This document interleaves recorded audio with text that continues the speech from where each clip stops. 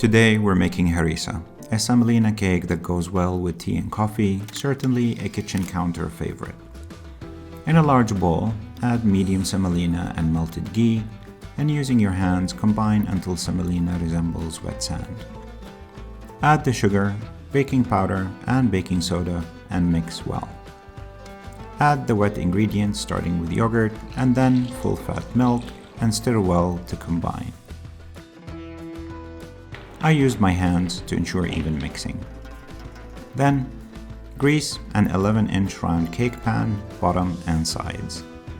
Add the mixture, wet your fingers, and spread evenly to smoothen the top. If the mixture is too wet, allow to rest for an hour before you smoothen further.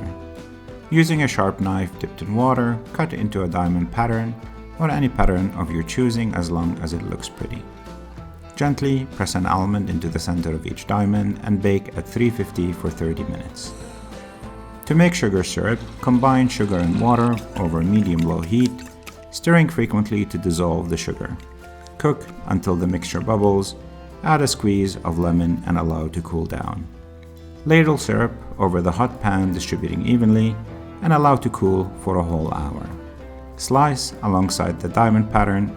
Enjoy with a hot beverage for a mid-morning snack or afternoon tea.